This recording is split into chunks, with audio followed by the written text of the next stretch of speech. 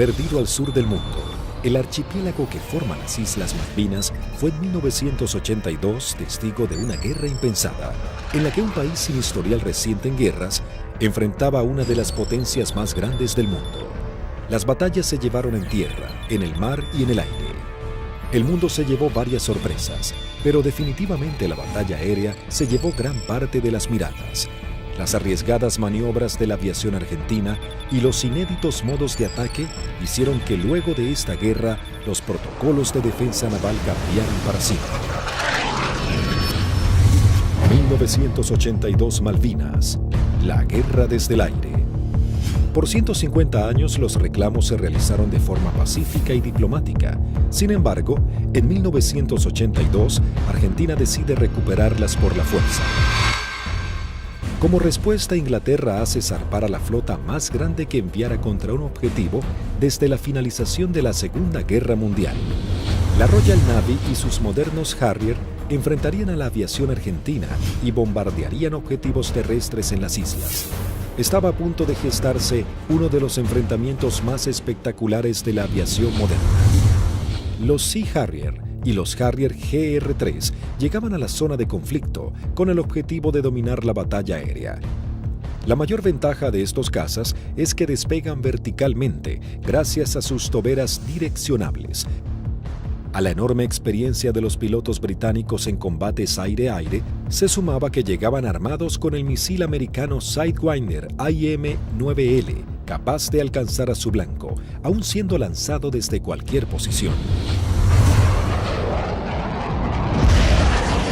Argentina se preparaba para enfrentar a las fuerzas de tareas británicas con diferentes aviones que había adquirido en los últimos 40 años. Si bien tecnológicamente estaba muy lejos del ejército británico, los pilotos tenían confianza en su desempeño. Había que pensar que el A4, el Skyhawk, era un avión que se compró de un diseño de la década del 50. Es un avión que la Fuerza Aérea lo compró usado en el desierto de Mojave, se le hizo el overhaul y se trajo a la Argentina. Voló aproximadamente 140.000 horas antes de la Guerra de Malvinas, o por ahí. O sea que es un avión que tuvimos muchísima experiencia. La flota de la Fuerza Aérea Argentina estaba compuesta por las máquinas que para el momento eran antiguas. En 1955 había iniciado un plan de renovación de sus cazas y bombarderos pesados.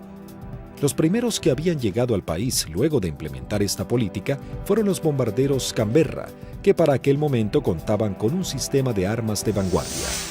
Y en Inglaterra surgió una polémica, pues había algún sector que quería vender y tener a Argentina como un cliente de equipo militar, operaciones comerciales que eran muy rentables, muy redituables, pero un sector del Foreign Office se opuso terminantemente porque consideraban que ese era un riesgo y que la Argentina, con aviones como el Canberra, podía o estaría en condiciones de intentar ocupar las posesiones inglesas en el Atlántico Sur y en la Antártida, básicamente las Islas Malvinas, ya en el año 55.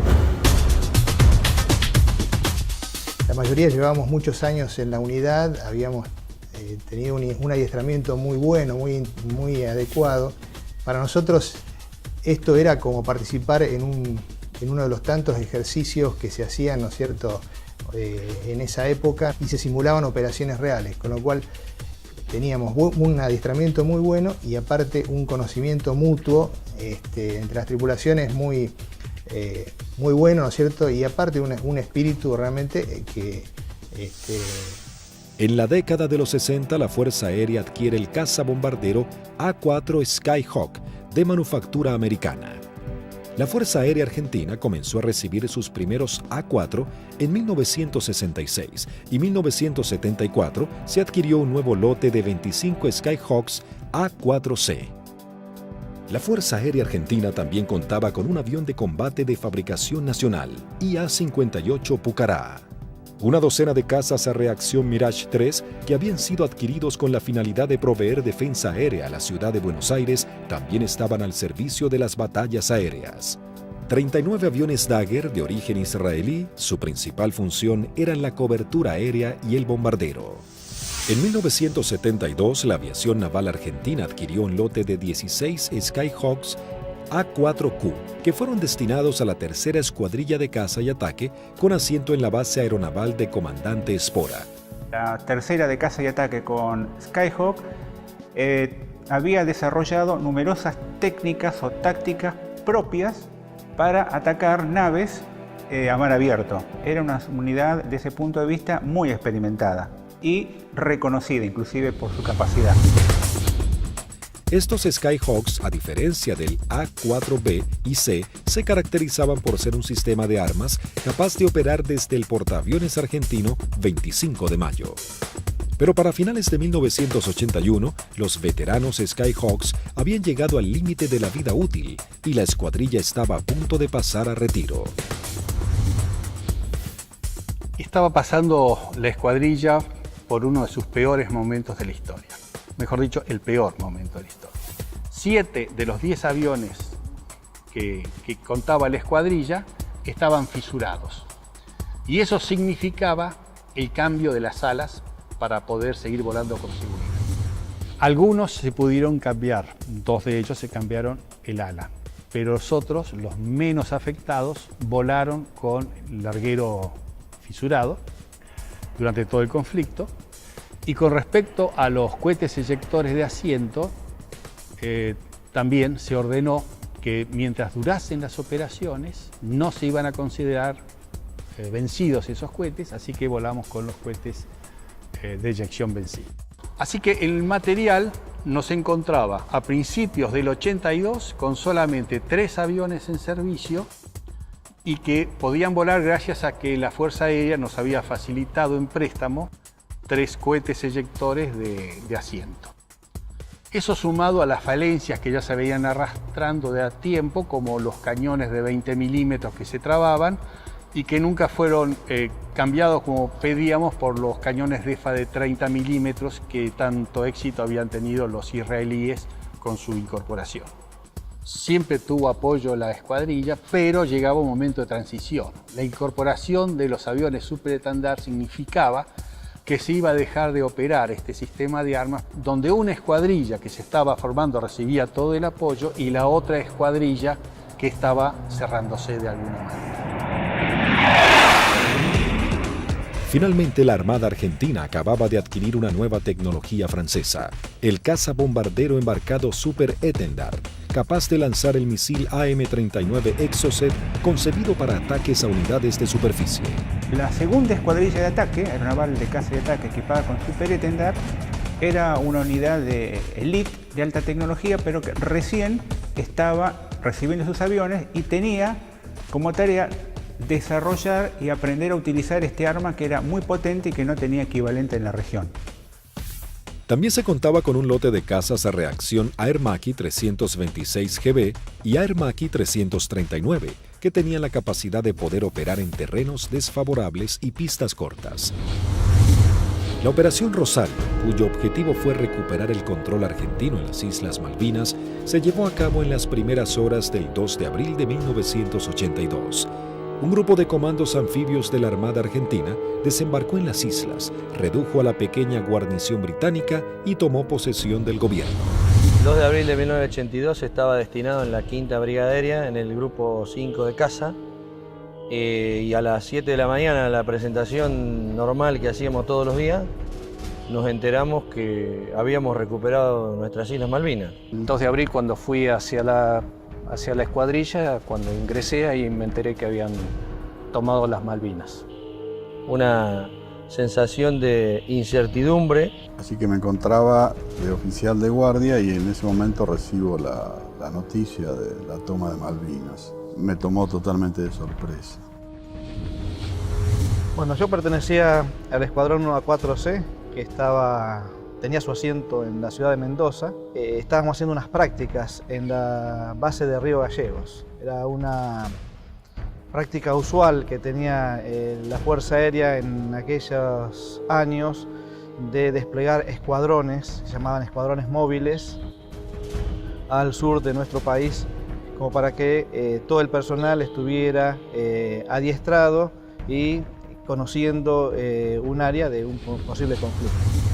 A partir de ese momento nos preparémonos para lo peor. Tras el estupor mundial y el fracaso en las negociaciones, el gobierno de Margaret Thatcher envía su flota al sur de Sudamérica. La Fuerza de Tareas Británicas estaban compuestas por diversas unidades de combate, portaaviones, destructores, fragatas misilísticas, submarinos, buques de asalto, logísticos y de desembarco. Sorprendentemente y ante la incrédula mirada del mundo entero, Argentina se preparaba para enfrentar militarmente a una de las potencias más grandes del planeta.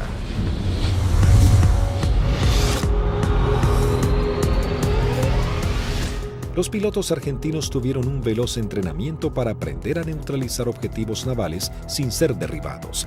La operación exigía sortear los sistemas de detección y defensa de los buques para poder aproximarse al blanco y lanzar sus bombas por encima del mismo. Había que equilibrar la inferioridad tecnológica con la capacidad humana.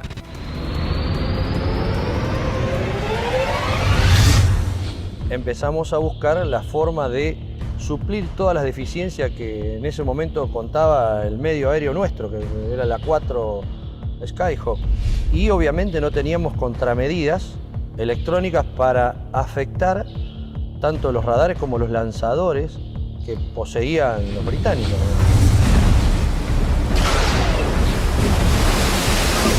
Los misiles que tenían desde 30 kilómetros, desde 20 kilómetros, 15 kilómetros y a partir de ahí cañones o armamento liviano, digamos. O sea, tenían una defensa muy grande para un solo elemento que podía ser un destructor, digamos.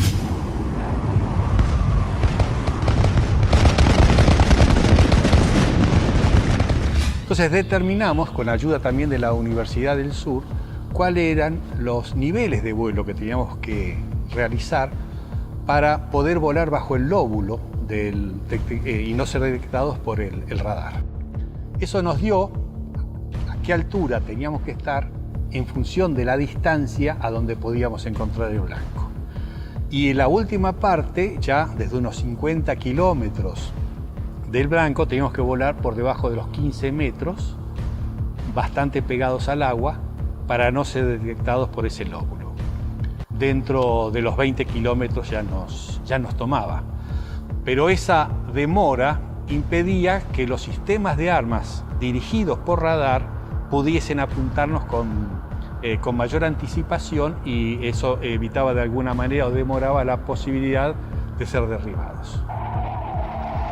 Los aviones debían volar a escasos metros del suelo, no más de 10 metros a velocidades que oscilaban entre los 900 y 1000 kilómetros por hora. La mayoría no poseía radares y las comunicaciones debían ser mínimas para evitar ser detectados. Las maniobras eran realmente arriesgadas, pero parecía ser la única forma de poder enfrentar a la moderna flota británica. El adiestramiento de vuelo rasante era complejo y arriesgado. En el mar no había ninguna referencia visual de la altura en que se encontraba. Los A4B y A4C no contaban con un radioaltímetro, instrumento fundamental que mide la altura en la que se encuentra el avión con respecto a la superficie del suelo. El instinto y el oficio pasaron a ser herramientas vitales para los pilotos. Durante la práctica le tratábamos de decir al guía que volara más bajo, hasta tanto perdiéramos la vista del horizonte mar y ya empezaba a entrar en el efecto suelo del mar, digamos, empezaba a cabalgar sobre la turbulencia que producía el aire, digamos, cerca del mar. El armamento que utilizaba la Fuerza Aérea estaba compuesto por diferentes bombas antiguas, paradójicamente de origen británico. Y nosotros usábamos una bomba inglesa, la ANM65A1, de 1000 libras, una bomba de Labro Lincoln, inglesa, de demolición de manzanas, que la devolvimos con muchísimo cariño y sin costo, como decía alguno. Paralelamente a los entrenamientos y mientras la flota británica se acercaba más y más, la Armada comenzaba una carrera contra el tiempo intentando de poner en servicio 8 de sus Skyhawks. También los técnicos buscaban poner en funcionamiento los escasos misiles Exocet que habían llegado al país antes del retiro francés. Hasta ese momento, esta tecnología solo había sido probada en polígonos de tiro por sus fabricantes.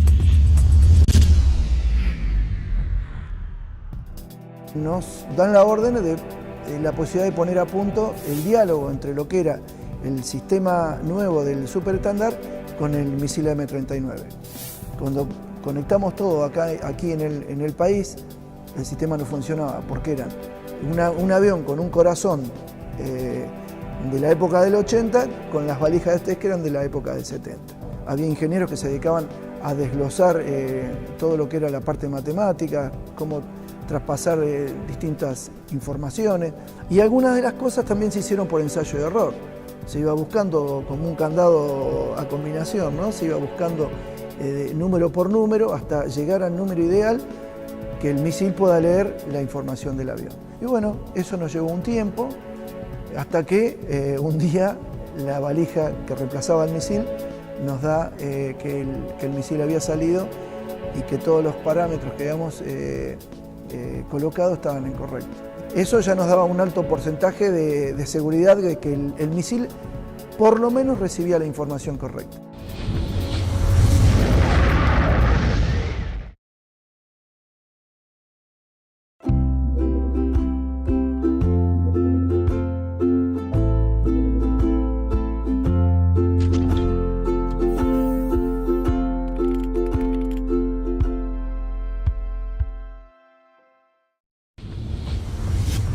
El 25 de abril, la flota británica llega a la zona y realiza sus primeras operaciones bombardeando las Islas Georgias del Sur y retomando su control.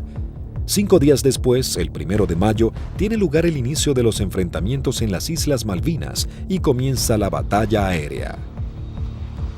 2 bombarderos Avro Vulcan británicos despegaron de las Islas Ascensión con la intención de dejar fuera de servicio la pista de Puerto Argentino.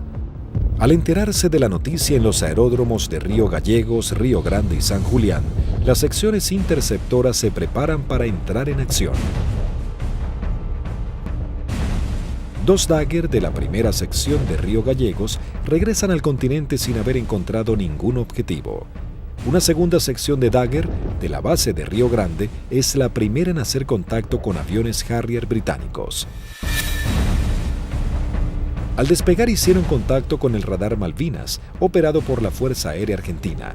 Con un alcance de 300 kilómetros a la redonda, se convertía en los ojos de los pilotos. A través de ellos podían saber qué aeronaves había en el teatro de operaciones.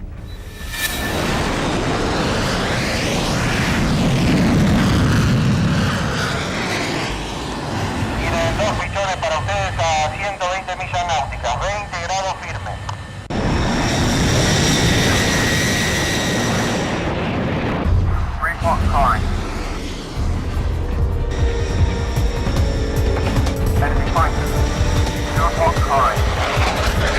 Los veo ahora los 4 juntos, no los puedo diferenciar, repito, no los puedo diferenciar.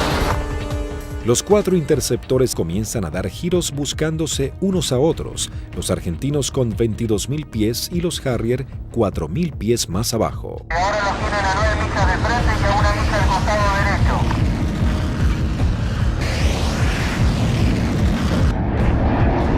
Los Harrier, invirtiendo sus toberas, cambian rápidamente de dirección para enfrentar la amenaza argentina.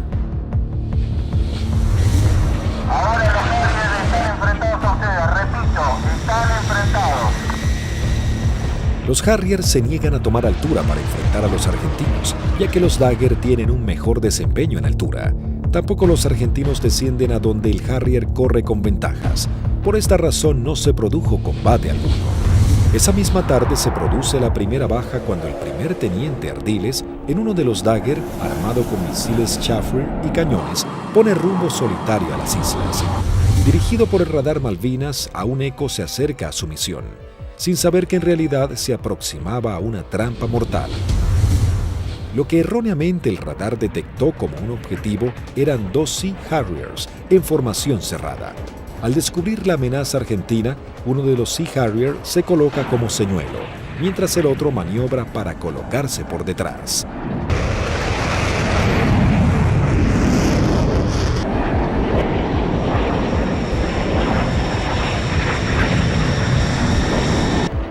Ardiles se coloca en posición de disparo y lanza un misil Chafford que es evadido por el piloto británico.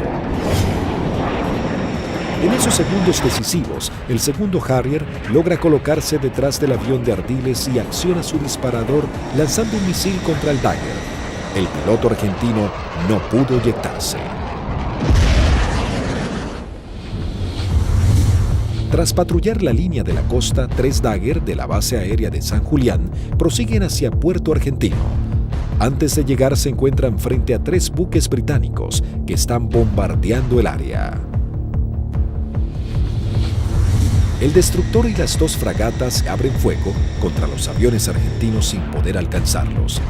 En ese momento el capitán Di Meglio lanza sus bombas sobre el destructor.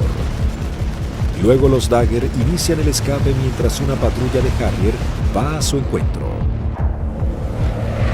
Los aviones británicos abortan inmediatamente su ataque cuando 2 Dagger armados con misiles se interponen entre ellos y la escuadrilla para facilitar el escape de los argentinos.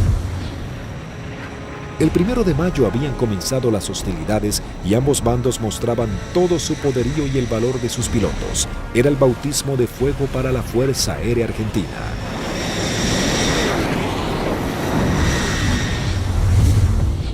La guerra aérea había comenzado con los primeros enfrentamientos. Los británicos entraban su base de operaciones en la isla Ascensión y desde los portaaviones Hermes e Invencible. El objetivo principal era inutilizar la pista de Puerto Argentino, así dificultar las comunicaciones entre la isla y el continente, comprometiendo las posibilidades de los pilotos argentinos. La pista fue desde ese momento uno de los blancos principales de los Vulcan y los Harriers británicos. La primera baja en la pista es el mismo 1 de mayo, cuando los Sea Harrier bombardean al Pucará del teniente Yukik, alcanzando a su piloto y gran parte del personal que trabaja en el lugar. Fue el primer contacto con la guerra en sí, digamos, ¿no es cierto? En definitiva, nosotros habíamos tenido ya el aviso que había sido atacado Puerto Argentino a eso de las 4 de la mañana, y a partir de ahí nosotros entramos a movilizarnos y tratar de sacar los aviones, porque la mayor debilidad era el momento de puesta en marcha. Es decir, uno estaba sentado y había gente que estaban apoyando en la puesta en marcha del avión, que también la inexperiencia por ahí, uno se pregunta por qué había tanta gente, pero todo con el ánimo de colaborar y que los tiempos para que saliera lo más rápido posible fuera corto.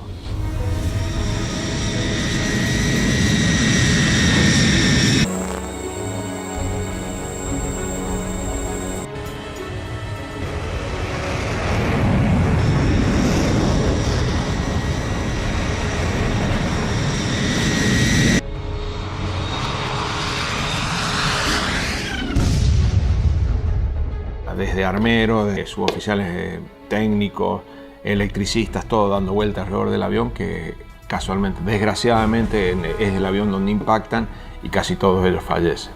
A partir de allí, los arribos a Puerto Argentino eran muy arriesgados.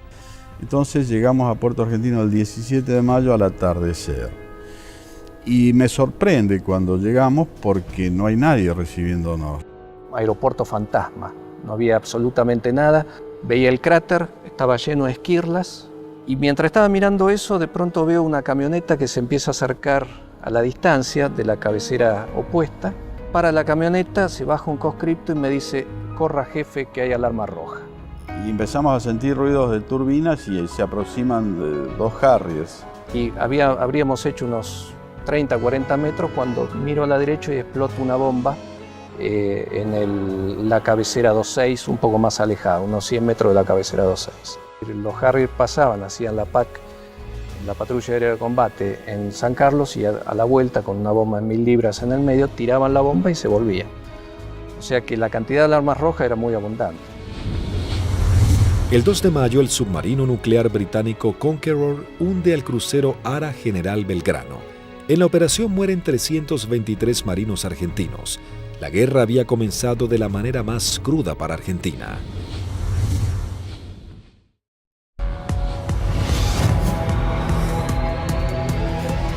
Mientras Argentina buscaba reponerse del hundimiento del crucero General Belgrano y los británicos comenzaban a familiarizarse con el lugar y el clima adverso de la región, la guerra del aire se encrudecía cada vez más. La Fuerza Aérea Argentina tenía el objetivo de diezmar lo antes posible a la flota británica y defender los objetivos en la isla que eran constantemente atacados. Los Harrier buscaban detener la acción de los pilotos argentinos y anular la comunicación entre el continente y Malvinas.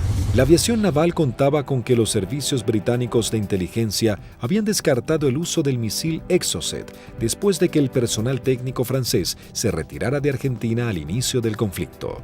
Por lo tanto, era una carta secreta con la que contaba Argentina. Tras semanas de arduas tareas, los técnicos navales logran hacer funcionar el misil. Para esto, los pilotos iban adiestrando en todo lo que era la parte operativa, ¿no? El lanzamiento del misil, el vuelo rasante, y nosotros trabajamos en la parte técnica. Una vez logradas las dos combinaciones, se le dio el ok que la escuadrilla estaba en condiciones de lanzar los misiles AM-39. El 4 de mayo, la aviación naval argentina pone a prueba por primera vez este sistema de armas.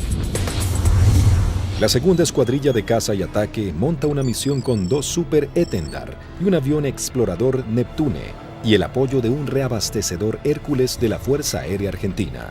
El avión explorador Neptune detecta 3 contactos. Los 2 pilotos de los Super Etendard, tomando por sorpresa a los británicos, lanzan sus misiles contra el Sheffield. Y bueno, ahí fue una satisfacción enorme porque todo el sacrificio arduo que habíamos hecho para poder poner a punto lo que era algo que nos parecía imposible, había dado buenos resultados.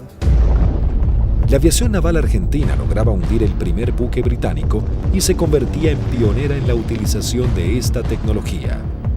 El extremo entrenamiento comenzaba dando esperanzas a los pilotos argentinos. Tras días de bombardeos y cañoneos sobre los puestos argentinos en las islas, las réplicas de los soldados y los pilotos argentinos, los ingleses habían logrado interrumpir las rutas de contacto entre los puestos y la base argentina. La comida comenzaba a escasear en la vanguardia y el clima bajaba abruptamente. Los pilotos argentinos patrullaban el aire en busca del lugar exacto en el que los ingleses buscarían hacerse a tierra. Y a partir de ese 1 de mayo, a través de todas las acciones que realizó el escuadrón y los escuadrones de otros sistemas de armas, se iba degradando tanto el material como el personal, íbamos perdiendo camaradas en forma permanente. Entonces es como que el cerco se iba estrechando cada vez más. Finalmente, el 21 de mayo, comenzaba la última etapa de la guerra con el desembarco en la bahía de San Carlos. Con la colaboración del comandante Ewing Southby Taylor, quien conocía el lugar por haber prestado servicios en Malvinas, el general Jeremy Moore había decidido que ese era el lugar ideal para su desembarco.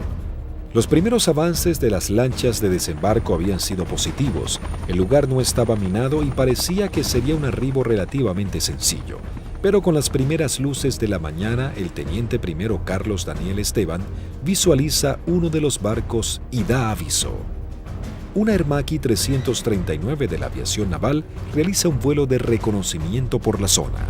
Ni bien superé las primeras alturas donde están las posiciones del batallón 5, ya comencé a observar acciones de combate. Había un helicóptero incendiándose, tropa de infantería desparramada corriendo por el campo y un helicóptero dándole apoyo. El aviador naval ingresa al estrecho de San Carlos, divisa un helicóptero en vuelo estacionario para alertar sobre posibles ataques aéreos. Me preparo para atacar ese helicóptero y ya me preparo para disparar. Observo todo el despliegue naval inglés sobre el establecimiento San Carlos. Rápidamente descubre que en el lugar había por lo menos media docena de buques ingleses. Con el piloto inglés nos alcanzamos a mirar. En ese momento recién él me ve. Kripa realiza un brusco giro a la izquierda, pasando a escasos metros del helicóptero. El helicóptero de la Fuerza de Tareas Británica alerta a los buques advirtiéndoles que un jet argentino va hacia ellos. Maniobrando su Aermacchi Kripa, somete a su avión a varias G negativas, respondiendo de manera efectiva. Una vez que entro en la corrida de tiro, el buque comienza a tirarme. Yo con cañones y cohetes solamente podía producirle daños muy pequeños, entonces mi intención era tratar de dejarlo fuera de servicio al buque, es decir, atacar todo su sistema de radares, de radios, antenas. Volando en forma rasante, se coloca en posición de disparo contra el primer buque que cruza frente a su mira de tiro.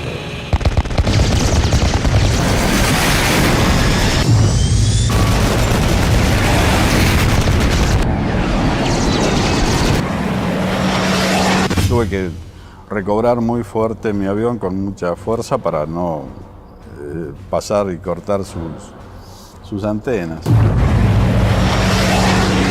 Una vez realizado el ataque Kripa, vuela entre medio de toda la flota británica.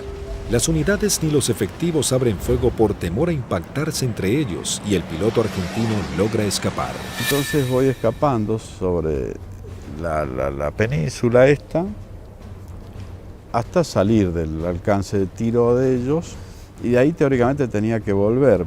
Pero pensaba que si volvía a Puerto Argentino y decía que había muchos buques, nadie iba a pensar que había la cantidad que yo había visto.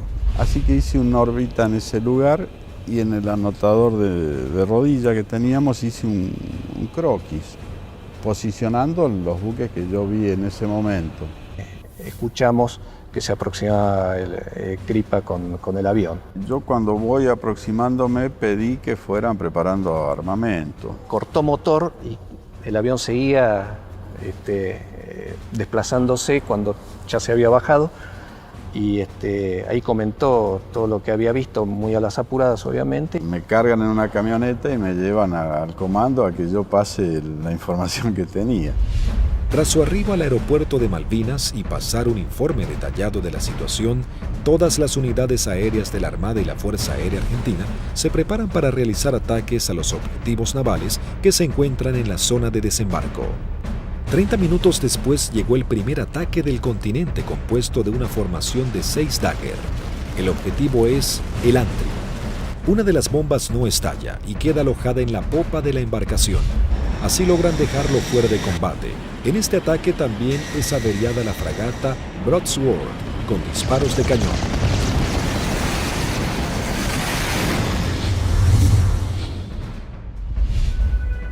En Río Grande, las escuadrillas de Dagger y A-4Q navales parten para atacar blancos ubicados en el estrecho de San Carlos. Argentina intentaba dominar el espacio aéreo en el archipiélago.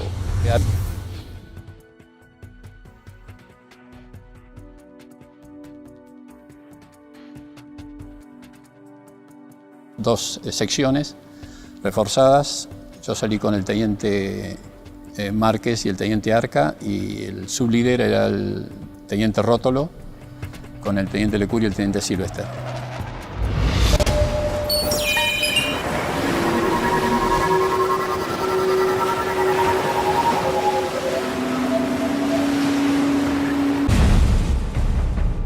Tres Dagger logran atacar a la fragata Arden lanzándole sus bombas de 500 kilogramos. Una de ellas explota en la popa dañando seriamente un helicóptero Sea Lynx y su sistema de defensa.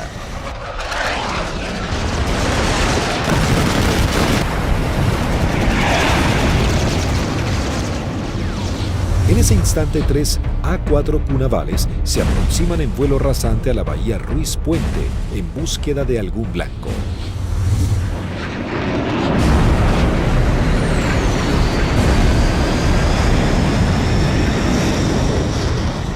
Había lluvia, chubascos, techos bajos y poca visibilidad, condiciones totalmente desfavorables en caso de encontrarnos con algún buque inglés, porque su radar y su sistema de detección de blancos nos iba a ver y lanzar los misiles mucho antes que nosotros los viéramos a él. Los Skyhawk detectan visualmente a la fragata Arden visiblemente averiada. Conectamos máster de armamento, que era el único punto que faltaba. Iniciamos un giro para atacar desde una posición relativa favorable. Los Los 3 A4Q navales se aproximan en vuelo rasante a 900 kilómetros por hora. El teniente Márquez, quien vuela último, ve el impacto producido por una de las bombas de 250 kilogramos del capitán Alberto Filippi, que da de lleno en la popa, elevando una gran bola de humo y esquirlas.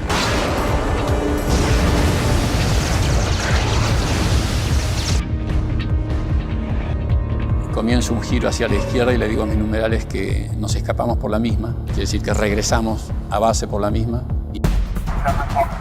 2 Harrier que habían despegado del portaaviones Hermes para patrullar el área del sur del estrecho de San Carlos ven las explosiones sobre la popa de la fragata Arden e inmediatamente se lanzan en picada para prestar apoyo. Y escucho la voz del teniente Márquez que dice Harrier, Harrier.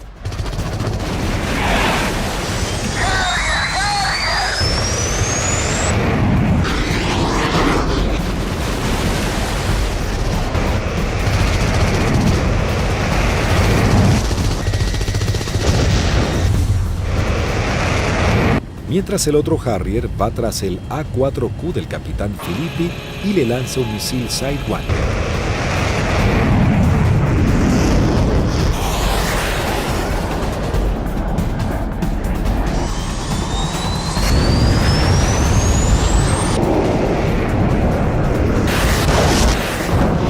En ese momento escucho una explosión muy fuerte.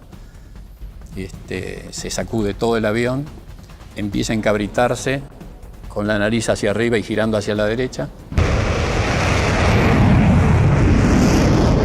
Miro hacia la derecha, estaba girando y veo un Harrier que se aproxima como para un remate demasiado cerca para mi gusto.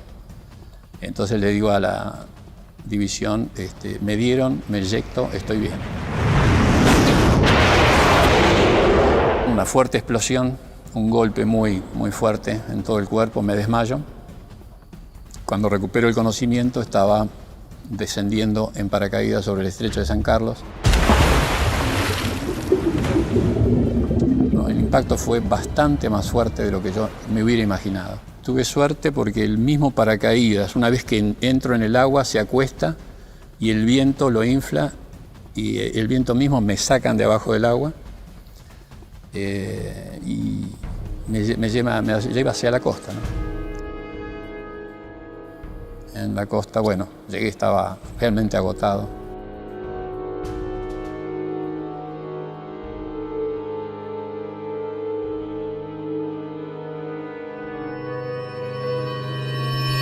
La fragata Arden, con daños de importancia, también es señalada como el blanco de la nueva escuadrilla que se acerca a la zona. Llegamos al borde de la bahía y vimos un destructor en el medio, una fragata para nosotros tipo 21 en el medio del canal, y esa fue la que señalé y esa fue la que atacamos. El teniente Rótolo dice a babor y vimos a lo que después supimos que era la Arden en el medio del canal, del estrecho. Y sobre eso giramos inmediatamente. Y ya pegado al agua practicamos un zigzagueo que hacíamos bastante violento a baja altura para evitar que los controles de tiro nos pudieran concentrar el tiro sobre nosotros.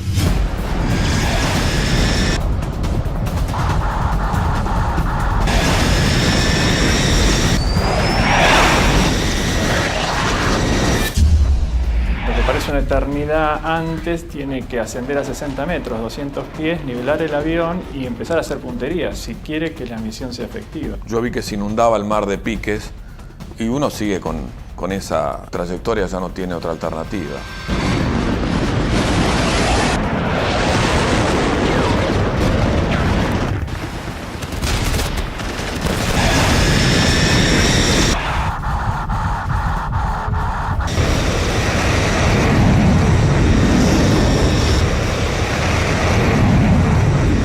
Yo vi el lanzamiento de teniente Rótolo, horquillando el blanco, 2 bombas antes, 2 bombas después, y sobre las columnas de sus explosiones, de la explosión de sus bombas, lancé yo las mías.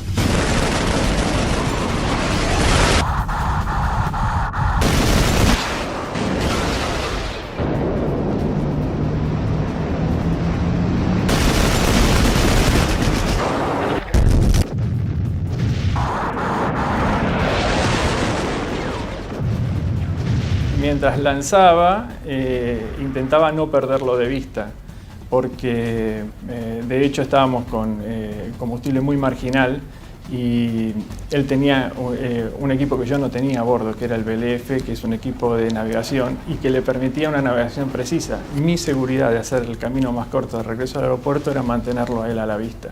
A pesar de todo el fragor del ataque, alcancé a decirle: rompo por derecha y me voy por el morro del costado, y al poco tiempo un silencio y poco a poco fueron apareciendo. Primero Lecour, después Sylvester. Y ahí nos volvimos a juntar. Por un lado teníamos la satisfacción del deber cumplido y por otro el sabor amargo de haber perdido, bueno, lo que las estadísticas dicen que se pierden en este tipo de ataque a unidades navales. El 50% de las unidades que salen normalmente no regresan. Sí, es un ataque, es violento, es muy violento lo que se vive en la cabina.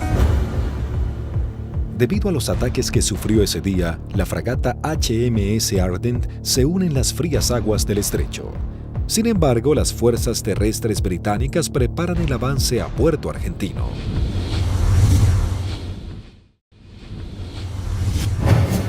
Las batallas eran cada vez más encarnizadas. El ejército británico debía lidiar con las tropas argentinas apostadas en las islas, los ataques certeros de la aviación y con el clima que día a día se volvía más frío.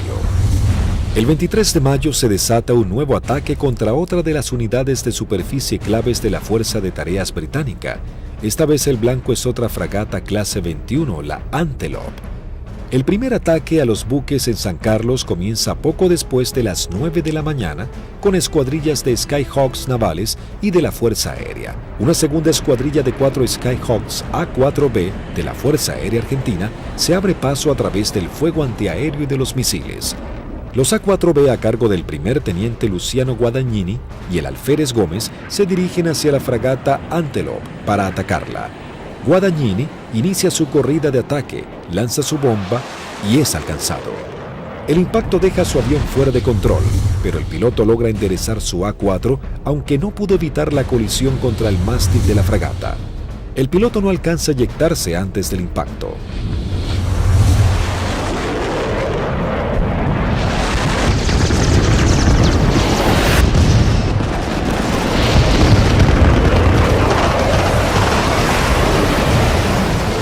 La bomba continuó su trayectoria y quedó alojada en la banda de estribor sin explotar.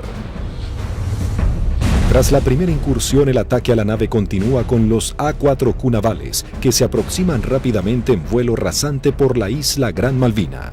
Pude recorrer bien pegado al terreno en la isla Gran Malvinas y llegamos lo que vendría a ser al cordón muy bajo que hay, pero de unos 450 metros de altura.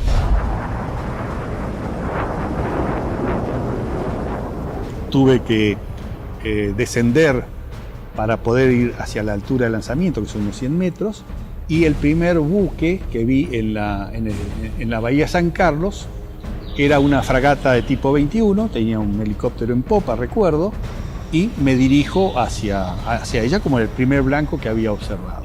La zona de operación estaba totalmente clara, con sol, despejado y el mar muy calmo.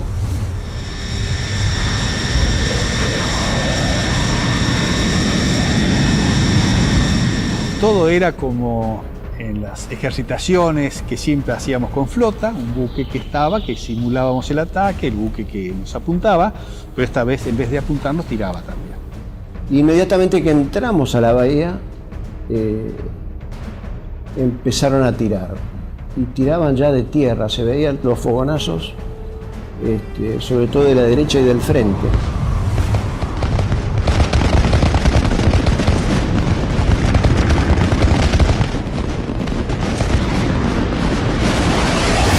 Cuando estaba más cerca de la entrada a la bahía, puedo ver sobre la izquierda a un buque que era más redituable como blanco, porque era un buque grande de tipo logístico.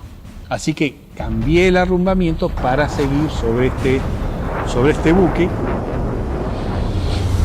un momento dado quise tirar cañones porque tiraban de todos lados y salieron 2 disparos y se me trabaron los cañones.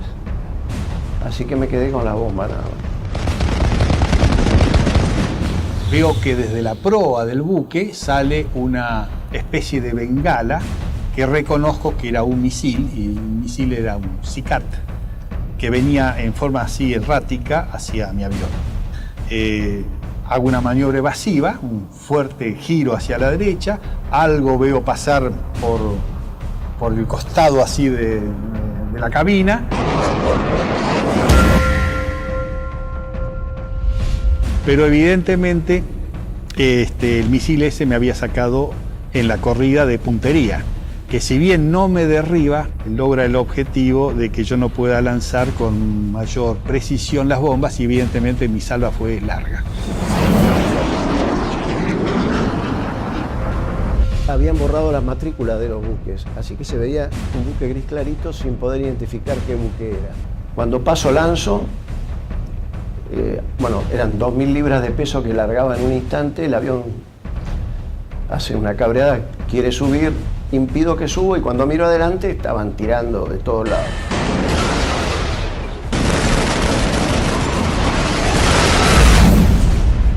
Cada uno debía completar su escape de la mejor manera. Como cuando estaba del otro lado digo yo, bueno, por donde yo vine no había nada, así que voy a volver por el mismo lugar. Me comunico en esos momentos con los otros dos pilotos que escucho en la frecuencia, se los escuchaba contentos porque, bueno, estábamos regresando. Yo aterricé, controlé normal el avión, no tuve ningún problema.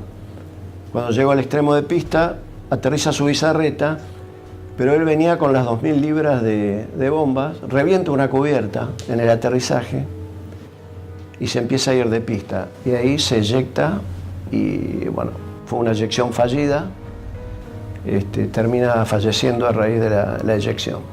Así que cuando salgo a los 600 metros, tenía la pista adelante, me dicen que aterrice del lado derecho, le pregunto por qué, me dicen que aterriza del lado derecho nuevamente, reafirman y bueno, cumplo esa orden de aterrizar sobre el lado derecho y en la carrera de aterrizaje veo que había un A4 que estaba en pilón, apoyado sobre la nariz, en el tren principal de la nariz y sin la cabina.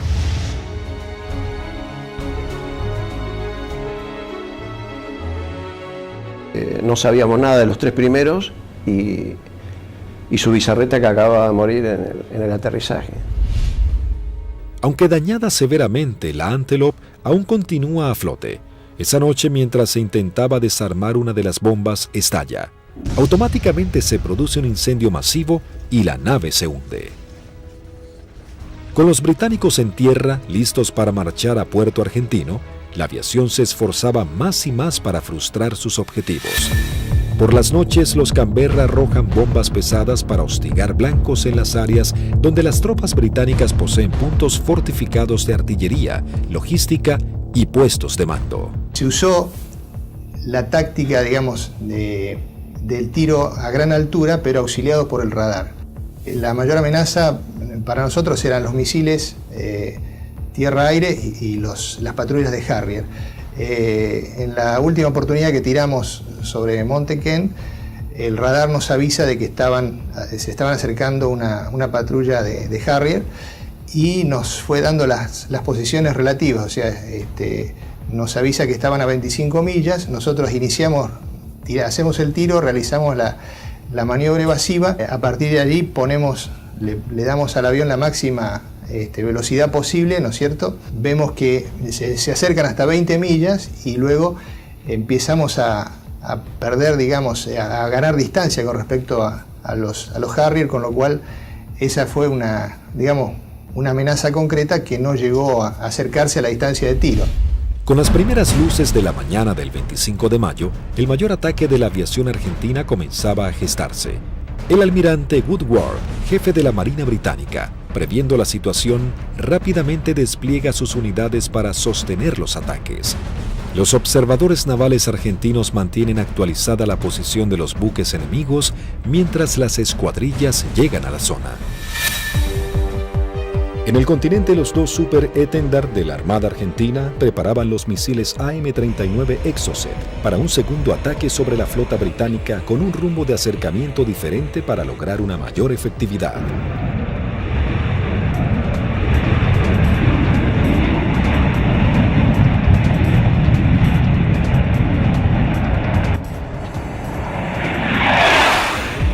A las 15:20 horas surgen dos A-4B sobre la isla Borbón y se dirigen hacia mar abierto, encontrando a la fragata y el destructor frente a ellos. Los A-4B lanzan su armamento. Una de las bombas rebota en el mar e impacta sobre el buque atravesando su cubierta de vuelo, destrozando la parte delantera de un helicóptero Sea Lynx y luego cae al agua. Los otros dos A-4 se acercaban en rasante rápidamente hacia los buques. Yo iba del lado izquierdo y mi guía del lado derecho, y como no teníamos radar obviamente, el control lo hacíamos con nuestros ojos. A mí me tocaba controlar desde el frente a la izquierda y el guía del frente a la derecha, no teníamos otra alternativa, digamos.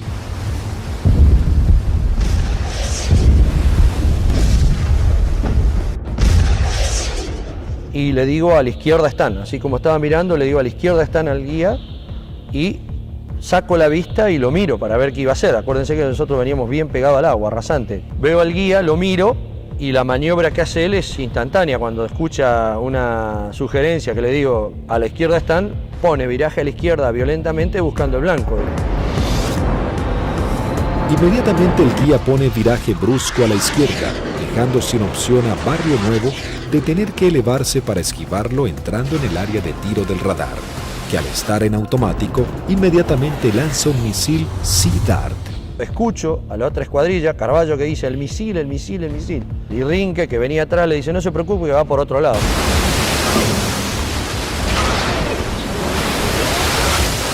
Claro, no iba para ello. Salía hacia la derecha para nuestros aviones, digamos, y para mi avión. Entonces. El misil Sea Dart necesita un tiempo para nivelarse e ir tras su blanco. Como los aviones argentinos ya estaban muy cerca del blanco, lograron pasar por debajo sin que éste pueda derribarlos. Dije, bueno, ahora por tiempo no me va a alcanzar más, porque yo iba aproximadamente a 900, 950 kilómetros por hora, y el misil iba ya a 1.6, 1.8 de Mach, hasta que girara y todo, aproximadamente volaba, calculan alrededor de un minuto 10. No nos alcanzaba más, digamos.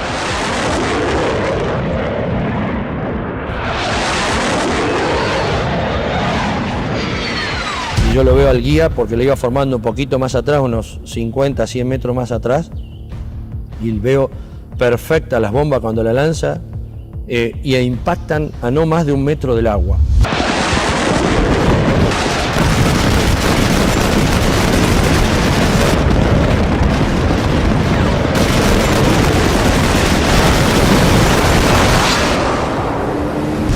De inmediato se desata un incendio incontrolable. Corte de las comunicaciones, electricidad y pérdida completa del control de la nave. Cuando aterrizamos en Río Gallegos, estaban columnas de mecánicos, los primeros 200, 300 metros con banderas, saludándonos. Yo pensaba, mirá qué bien, estaban festejando el 25 de mayo, digo, contento que volvemos los 4 aviones, espectacular, bárbaro. Y cuando vamos a la plataforma para estacionar, vemos que hasta el jefe de escuadrón viene a recibirnos y algunos pilotos. Yo no entendía nada, y yo como era el último avión, yo no me preocupé. Y cuando bajo, el jefe de escuadrón me maltrató. ¿Qué hizo? ¿Qué hizo usted, Alfredo? Yo le digo, el avión está en servicio, le digo, puede volar, no lo rompí, no hice nada. Le digo, está bárbaro. No, pero ¿qué hizo? Y ya me agarra de la solapa, eso no me lo olvido más. Así de la campera, de lo que le quedaba del chaleco salvavidas, y le dice, ¿pero qué hizo, señor? No sé. Me despeiné en el vuelo, le digo, estoy desilustrado, no tengo ni idea. No, ¿qué hizo? Acaba de hundir un buque en 20 minutos. 19 hombres sucumben inmediatamente en el ataque y se hunde 20 minutos después de ser alcanzada. Al mismo tiempo que los A-4B de la Fuerza Aérea ponen rumbo al continente, un Hércules de la Fuerza Aérea Argentina reabastece al este de las Islas Malvinas a 2 Super Étendard de la aviación naval. Ellos ya están preparados para un nuevo ataque con misiles Exocet.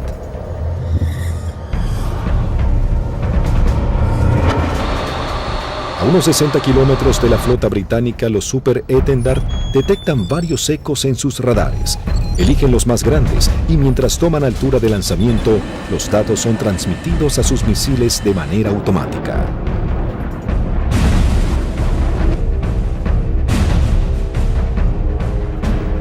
Una vez en vuelo, el misil es autónomo.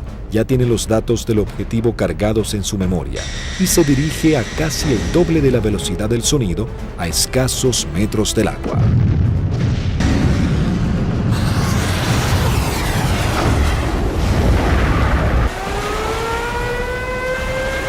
Nuevamente los británicos lanzan una alerta de combate. Los navíos ordenan despegar helicópteros con equipos para señuelos antimisil. Uno de los Exocet impacta en el buque e inmediatamente se desata un incendio que destruye elementos vitales para la operación anfibia que se desarrolla en San Carlos.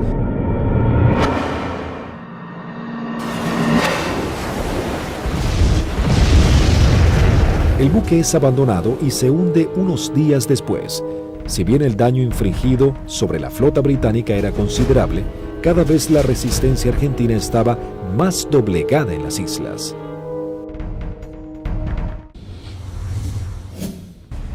La guerra llegaba a su nivel más desesperante con las bajas temperaturas. Las tropas británicas se preparaban para avanzar por tierra. Sin embargo, los soldados argentinos apostados en las islas no cedían posiciones y los bombardeos aéreos azotaban a la flota británica. Las fuerzas argentinas, visiblemente cercadas en Darwin, resistían con el apoyo de la aviación. El 28 de mayo se proyectó atacar a las posiciones inglesas con los aviones IA-58 Pucará, que desde el 21 de mayo estaban asentados en Puerto Argentino. Conocíamos bastante la zona porque era en la zona misma donde nosotros habíamos operado antes. Es decir, a los alrededores de lo que habíamos utilizado como campo de aterrizaje nuestro, era en la zona donde ya estaban los ingleses aproximándose hacia el pueblito donde estaba la base, digamos, lo que quedaba de la base.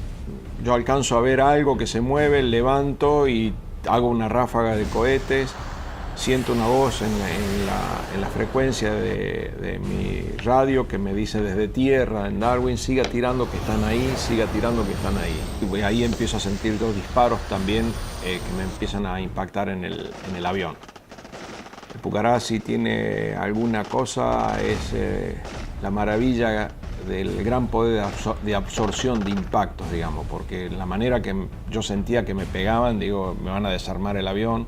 Yo trato de salir, como los impactos que me pegaban eran casi todos del lado derecho, quiero virar el avión hacia la izquierda y ahí el avión ya no me responde. Bueno, entonces ahí tomo la decisión de eyectarme. Muy bajo, yo ya estaba, creo que no más de 15, 20 metros del suelo. La sensación de estar colgado en un paracaídas no la tengo porque fue como si hiciera un salto desde un techo al suelo, porque fue todo demasiado rápido. Tengo grabado en la memoria que pasa el avión abajo mío todavía y el agujero a través de la cúpula por donde había salido el asiento. Y todavía que le siguen tirando porque se ven trazantes que van hacia el avión. No vi si el paracaídas se abrió, no sé, no supe nada. Ya me encontré en el suelo y enredado intenté salir corriendo y ahí me enredo en los cordones del paracaídas, que caigo, me vuelvo a levantar y tratándome de sacarme el paracaídas y pues ahí ya me agarran dos ingleses, me apuntan y se me acabó la historia. Con las bajas temperaturas, los plazos eran cada vez más cortos y los ingleses buscaban generar un desenlace rápido. La Fuerza de Tareas británica intenta cerrar su cerco sobre Puerto Argentino. Para lograr este cometido se organiza un desembarco anfibio apoyado de unidades navales en la zona de Puerto Fitzroy el 8 de junio. La Fuerza Aérea Argentina recibe la información del movimiento de dos buques de desembarco británicos. Rápidamente se preparan para lo que sería el día más negro de la flota. Se lanzan desde el continente dos escuadrillas de A4B, dos de M5 Dagger, listas para el ataque a objetivos navales, y una tercera armada con cañones para diversión. La primera escuadrilla de A4B divisa y bombardea el buque de desembarco Sir Galahad. También se bombardea la costa en donde los ingleses comenzaban a llegar.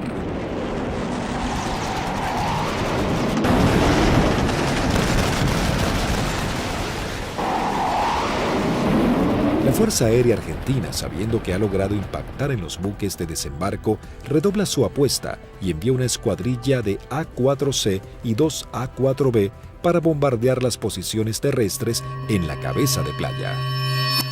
El día 8 de junio se me avisa por la mañana temprano de que, bueno, era uno de los seleccionados para que esa tarde, a través de un avión Learjet, pudiéramos volar hacia Mendoza y poder visitar a nuestras familias.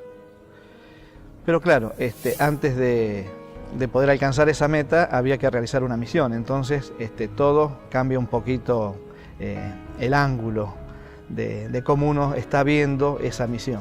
Por supuesto que nadie hablaba, ¿no? Todo en ese momento estaba muy consustanciado con sus cosas íntimas, recordando a la familia, bueno, recordando a algunos camaradas que también habían caído. Así que bueno, uno ya, ese es el último momento que uno tiene como para pensar en uno mismo y en pensar en sus familiares. Siempre nos despedíamos de los compañeros que se quedaban y el abrazo era interminable y como si fuera la última vez, ya que no éramos kamikaze como nos dijeron, sino que teníamos conciencia de los riesgos y que las chances siempre eran muy escasas para sobrevivir. Una característica que teníamos siempre en nuestra unidad es que el personal de mecánicos que preparaba nuestros aviones y armaba nuestros aviones se ponía siempre al costado de ambos lados de la pista, con banderas argentinas, con los trapos con que limpiaba el avión, con lo que tuviera, con la campera, como para saludarnos y darnos ánimo. A las 15 horas parten hacia las islas las primeras 2 escuadrillas de A-4B compuestas por 3 aviones cada una. Por diferentes inconvenientes, deben regresar 2 aeronaves al continente y debido a que solo un avión cuenta con el instrumento navegador, se juntaron todos quedando una formación de 4 Skyhawks. Previo abastecimiento, llegaron hasta las islas, donde descendieron a escasos metros del mar para no ser detectados. Aquí fue la primera complicación que observé. Al hacer control de combustible antes de entrar en la zona de combate, me di cuenta que había uno de los tanques externos que no me había transferido todo el combustible de ese tanque, con lo cual ya el combustible que tenía sabía que no me iba a alcanzar para regresar al continente. Pero como estábamos muy próximos a la zona del ataque, decidí continuar. La sección ingresa a la isla Soledad con una formación escalonada sorteando la variada geografía del lugar para evitar ser detectados por los radares. Los pilotos saben que no cuentan con el factor sorpresa y que serán recibidos con un intenso fuego antiaéreo. Realmente dantesco, a pesar de que ya teníamos todos experiencia de que nos tiraran, pero era dantesco ver la cantidad de proyectiles 20 milímetros, 30 milímetros, artillería antiaérea y misiles de diversos tipos. Los A-4 sobrepasan las defensas aéreas y se dirigen rumbo a Bahía Agradable. En ese momento sucede algo inesperado para Sánchez. El numeral 4 lo sobrepasa, quedando él en cuarto lugar. Inmediatamente yo traté de acelerar mi avión para volver a tomar la posición que yo tenía inicialmente en la formación. O sea, trataba de alcanzarlo a Vázquez pasándolo por la derecha. 2 Sea Harrier del Escuadrón 800 giran en círculo sobre Fitzroy. Uno de los pilotos ve aproximarse un avión en vuelo bajo desde el sudeste e inmediatamente le avisa a su compañero. En ese momento, no sé por qué razón, se me ocurrió darme vuelta a la izquierda de mi avión y mirar detrás del avión. Y lo que se veían eran impactos de proyectiles atrás de mi avión, inmediatamente en la cola, y se levantaban surtidores de aguas, varios piques detrás de mi avión. Sánchez, sin saber quién era su atacante, decide continuar con su maniobra para lograr colocarse tercero en la formación. Cuando está sobrepasando al alférez Vázquez, Bolsan, el líder, encuentra al lanchón de desembarco saliendo del seno Choi Seul. Cuando la ve, inmediatamente pone viraje y el resto de los aviones lo siguen, con lo cual los 3 aviones se me vinieron encima mío. Ninguno se había dado cuenta que yo venía tratando de ocupar mi posición, con lo cual los tuve que saltar por arriba, evitándolos, tomé altura, lo cual siempre era un riesgo porque evitábamos tomar altura en la zona de combate porque era un tiro al pato, decíamos, de cualquier avión o cualquier buque que anduviera en la zona. Ante la tónica mirada de los pilotos británicos, los 3 Skyhawks inician su corrida-ataque hacia el lanchón. El numeral 2, teniente Juan Arraras, logra impactar de lleno la embarcación con sus bombas, ignorando la presencia de los aviones Sea Harrier. Hay algo que me llama la atención a mi derecha y a unos 500 metros veo 2 Sea Harrier a la misma altura que yo, bien formaditos, paralelos, un poquito más retrasado el segundo avión, el guía era David Morgan y el numeral Smith. El Sea Harrier lanza su primer Sidewinder hacia el avión de Arraras e inmediatamente Sánchez da la alerta. Cuando vi eso, que lanzó el misil, les doy la voz de alerta a mis compañeros, o sea, misil en el aire, 2 Sea Harrier. Arraras es impactado por un misil en su parte trasera, dejándolo fuera de control. Si bien se eyecta, no logra sobrevivir. El Harrier arremete contra el segundo A4. Tiene en su mira al avión de Vázquez. Lanza su misil impactándolo de lleno y sin que pudiera eyectarse. Realmente ese fue un momento choqueante, quedé muy choqueado porque el pensamiento era hace un instante, era un compañero mío, un amigo mío, un camarada mío, que desapareciera de esa forma, o sea, me impactó mucho, ¿no? Sin perder tiempo, el Harrier, piloteado por David Morgan, continúa su ataque contra su próximo objetivo.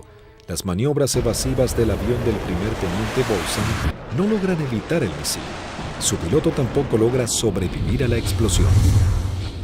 Y al volver a entrar en conciencia, inmediatamente fui a buscar los 2 Sea Harrier, ya que yo estaba expuesto también a recibir un ataque. No los vi donde estaban últimamente, en la última posición.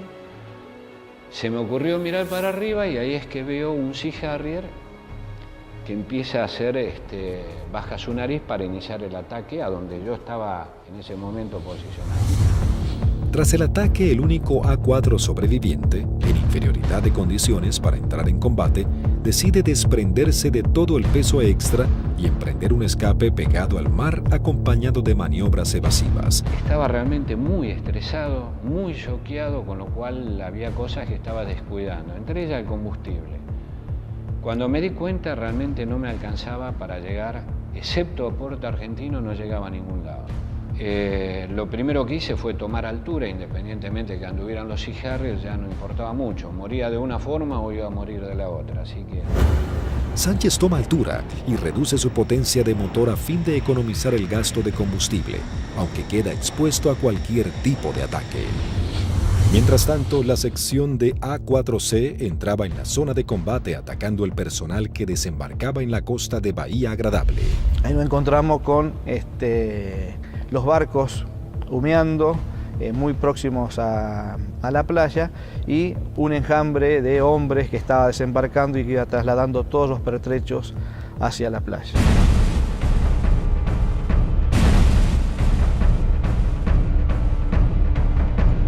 A partir del momento en que nos visualizaron, comenzaron a disparar tanto con armas livianas como con los misiles Blue Pie, que son misiles transportados por un hombre.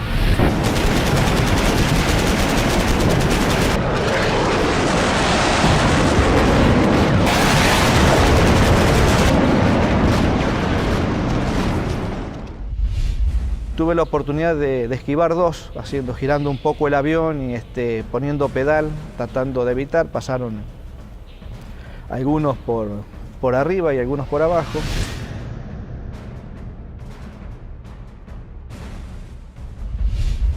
Siento también una explosión en la parte delantera de mi avión, que bueno, puede ser algún misil que me haya tocado, pero pude seguir operando, lancé las bombas y en el momento en que giro a la izquierda veo a mi numeral que está escapando hacia la izquierda con una luz roja que lo está siguiendo. Cuando gira hacia el otro lado veo al numeral del capitán Caffarati también con otro misil en la cola y le vuelvo a gritar, pero hace caso omiso, pero era a través o por el problema que yo tenía de mi equipo de radio.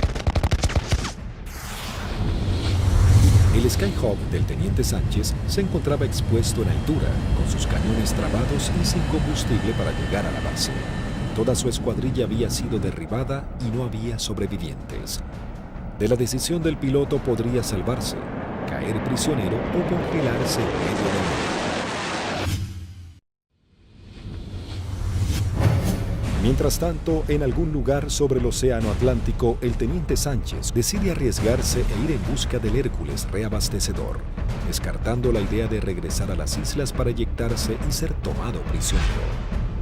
Cuando vamos camino al reabastecedor, escucho la voz del momento del teniente Sánchez, el Pipi Sánchez, que había sido uno de los únicos sobrevivientes del ataque anterior. Tenía una última oportunidad si el reabastecedor, el avión Hércules, se había quedado en la zona, le quedaba una chance más. Con lo cual le hice el llamado en la frecuencia de reabastecimiento, me contestó. Las comunicaciones eran dramáticas porque yo estaba desesperado. Así que le pedí por favor que si me podía ayudar, necesitaba reunirme con él y que me diera combustible. Él me daba indicaciones de posiciones geográficas, pero yo al no tener mi equipo de a bordo, porque solamente algunos aviones lo transportaban, no tenía forma de ubicarlo geográficamente. Escuchar la voz de él en forma casi desesperada, llamando al avión Hércules reabastecedor para que lo pudiera alcanzar. La tripulación era el vicecomoro Cano y el capitán Rubik. Realmente, si le debo la vida a alguien es a ellos. Siempre digo que son mis segundos padres. La situación era que la última vez que vi el indicador de combustible no me quedaban más de 400 litros, que prácticamente no da para nada, realmente no daba para nada. Con lo cual dejé de verlo porque lo único que hacía era producirme más estrés por no estar acoplado al Hércules. La tripulación del Hércules, en un gesto heroico, se aproxima bastante a las islas y le da la tranquilidad de decirle, quédate tranquilo, pibe, que ya estamos yendo por allá.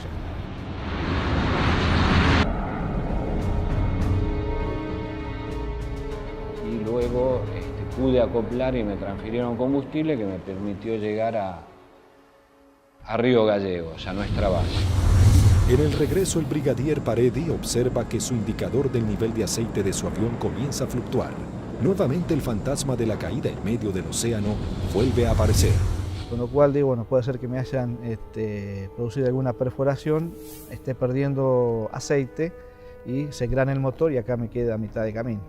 Lo único que atiné fue a sacar mi libreta de control de procedimiento donde tenía una foto de mi señora y mis hijos para echarle una última mirada. Es decir, bueno, por lo menos están en mi recuerdo hasta el último momento. Afortunadamente el indicador, después de eso, no sé si fue mi familia o Dios que me dio una mano, esto se acomodó y pudimos llegar con felicidad a la base San Julián. Con las últimas luces del día, aterriza el teniente Sánchez luego de su trágica misión. Llegué prácticamente en las últimas horas, ya estaba oscureciendo. Me impresionó mucho en el momento que llegué a plataforma, choqueado, transpirado, mal, estresado, ver los mecánicos de mis 3 compañeros que no iban a volver, que los estaban esperando. Así fue como terminó ese día. Lamentablemente los 3 compañeros míos murieron, 2 fueron derribados por David Morgan y 1 por Smith, volando cifrado. Habían logrado detener un desembarco clave para las fuerzas de tareas británicas, las misiones cada vez más peligrosas y dejaban en claro el poderío de la aviación argentina.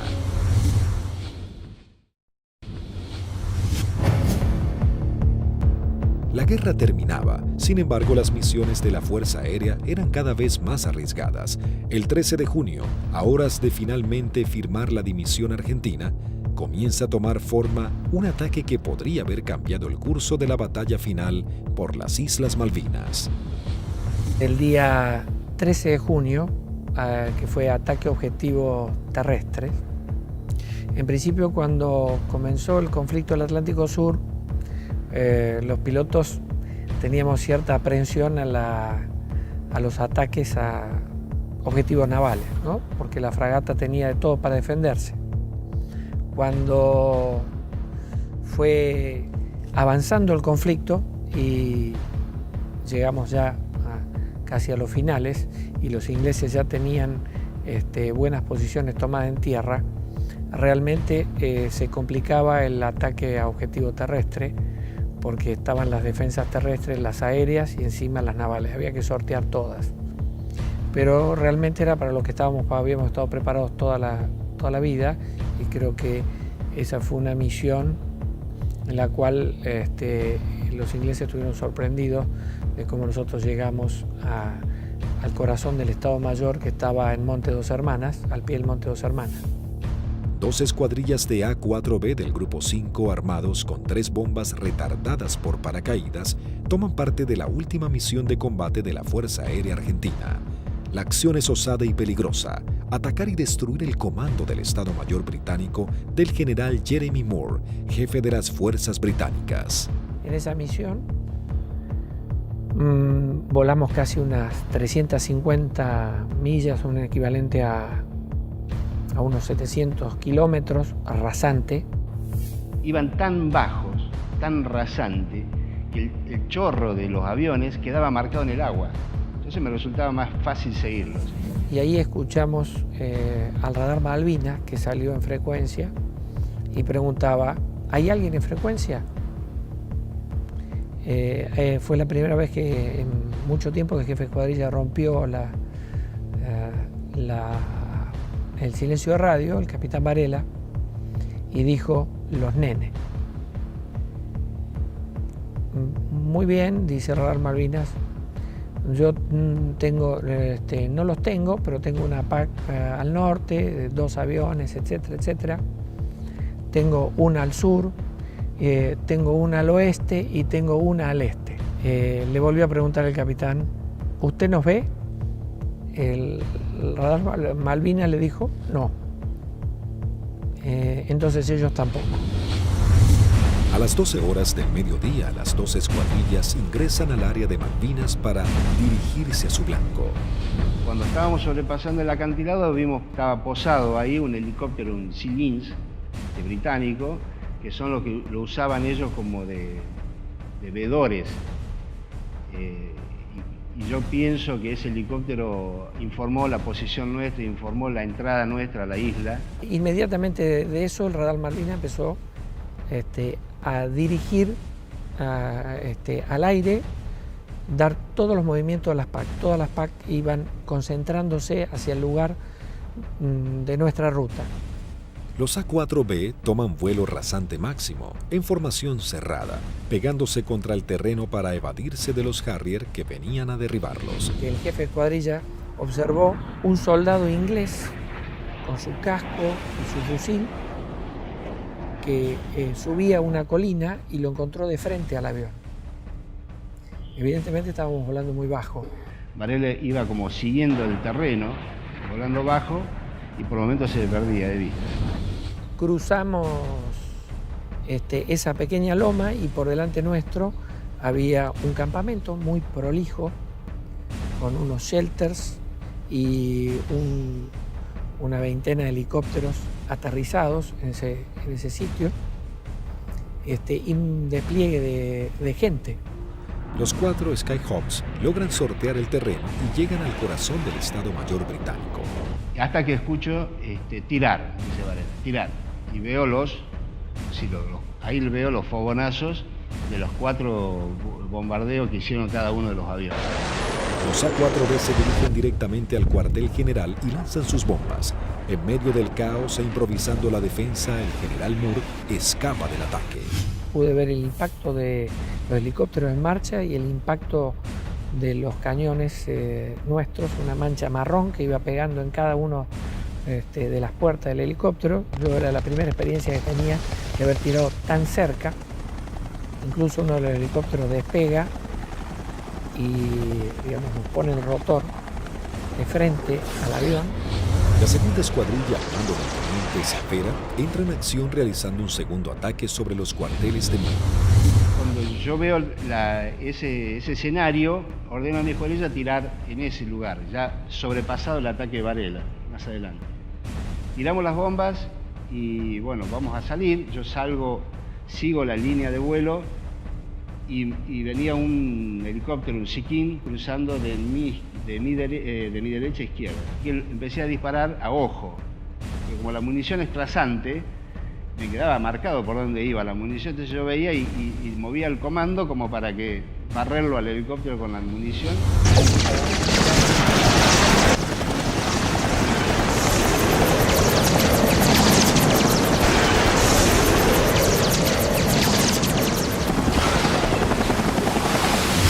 Y ahí mi numeral, que venía acá, a la izquierda mía, de Lepiane, me dice, él ve el lanzamiento de un misil que me venía hacia mi avión y me pide, dice, por derecha, Tuco, por derecha.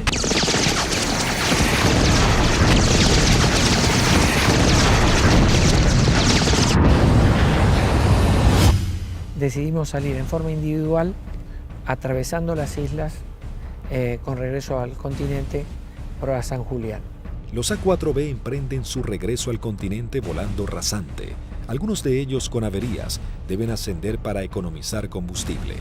Las situaciones individuales de los pilotos se vuelven complejas. Utilizo mi avión y veo a mi derecha, abajo a mi derecha, una sombra de un avión, de un perfil de un avión. Entonces, uy, es un Harrier. Me viene siguiendo un Harrier. Entonces ahí empiezo a hacer maniobras evasivas de viraje de máxima performance, de mucha G, tanto para la izquierda como para la derecha. Izquierda para la derecha. Y cada vez que nivelaba el avión, veía que estaba la sombra. Digo, pero este Cristo no se va. Digo, ¿cómo hago para sacármelo de encima? Miraba por el espejo, miraba por el otro espejo, miraba para atrás, parecía una lechuza, daba la vuelta a la cabeza así, miraba por un lado, miraba por el otro y estaba la sombra. Era mi avión, era la sombra de mi avión. Empecé como a tranquilizar yo mismo, me hablaba, me decía, tranquilízate Tuco, porque así no podés seguir, no podés, estaba muy nervioso, estaba como que por momentos temblaba, no sé, una sensación muy rara de ese momento vivido ahí. El numeral 2 de la escuadrilla que nos seguía empezó a perder combustible, a notar que perdía combustible en forma muy grande. Ese fue el alférez de Lepiane. Otro momento terrible de esa misión, cuando el piano me pregunta si qué hacía.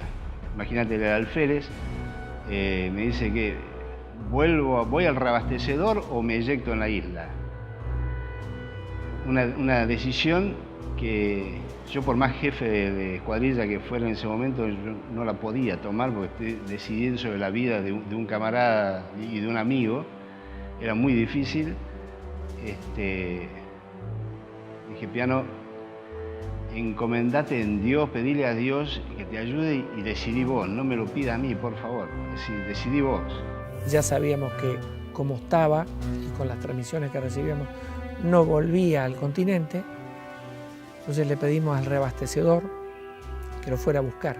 Y él veía que a medida que se iba buscando a la coordenada donde nos canta, donde estaba el reabastecedor, él veía su indicador de combustible cada vez bajar más, me decía, tengo 500, tengo 300, tengo 200, yo decía, no llega a nada, no te busca nadie, no te rescata nadie, en medio del Atlántico no te rescata nadie. El comandante del Hércules, vicecomodoro Lee 30, escuchando los pedidos de Lepiane, decide ir hacia él aún sabiendo que puede ser derribado por misiles británicos. Ahí en ese momento el piano lo ve al Hércules, él estaba arriba del Hércules y hace el viraje y se le tira al Hércules. Pensá que era un alférez, tenía muy pocas horas de vuelo. Creo que debe haber sido el...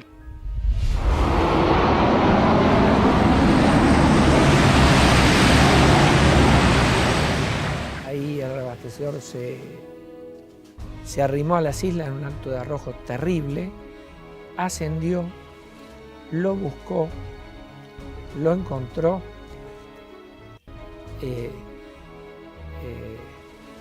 reabastecieron con una pérdida de combustible muy importante en el plano, tenía un agujero que atravesaba el plano completo, o sea que todo lo que le daban, parte iba al motor y el resto iba fuera del avión, y regresamos todos sanos y salvos al continente. Todos llegamos, incluso de lesbianos.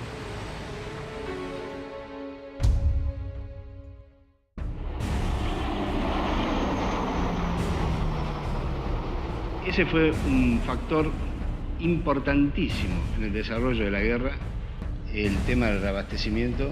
Nosotros estábamos muy compenetrados y nos entendíamos muy bien con los pilotos, las tripulaciones de Hércules, y fue uno de los secretos mejor guardados de la guerra y en la cual le dio la posibilidad de éxito a muchas misiones de la Fuerza, fue que los ingleses nunca pudieron encontrar dónde hacíamos los reabastecimientos. Buscaron por todos lados, nunca encontraron un Hércules haciendo reabastecimiento.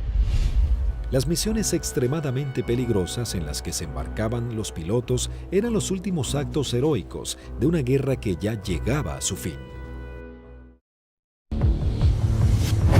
El 14 de junio de 1982, las tropas británicas finalmente ingresan en Puerto Argentino y se firma la rendición argentina. El general Mario Benjamín Menéndez, jefe de las guarniciones argentinas en las islas, le informa a su par británico que solo puede responder por sus unidades en Malvinas. El general Moore insiste en la necesidad imprescindible de interrumpir las acciones y Menéndez le reitera su falta de control sobre la Fuerza Aérea y la aviación naval, pero le garantiza que no efectuará ningún pedido de misiones. Moore comenta sus experiencias en San Carlos y Monte Kent, donde noche a noche eran bombardeados por los Canberra, y agrega que el día anterior había salvado su vida por un minuto al ser atacados por aviones A-4B. El conflicto deja a los británicos con su flota desmantelada y no es posible proseguir con las operaciones navales.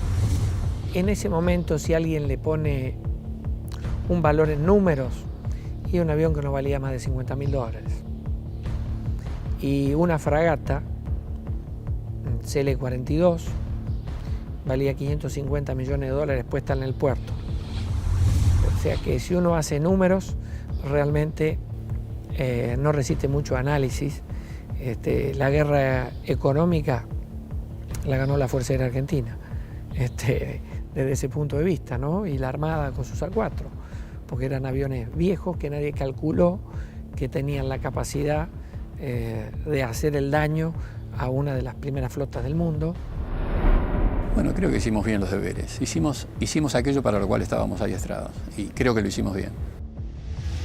Yo creo que esa es la demostración más grande del profesionalismo y de la cadena que hace que ese hombre, en definitiva el último eslabón, llegue y cumpla con su objetivo.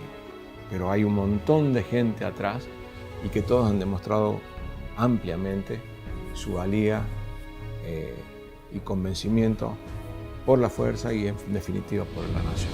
El escuadrón, a pesar de que tuvimos muchas bajas, tuvo el espíritu y las ganas de seguir combatiendo y defender algo que era nuestro.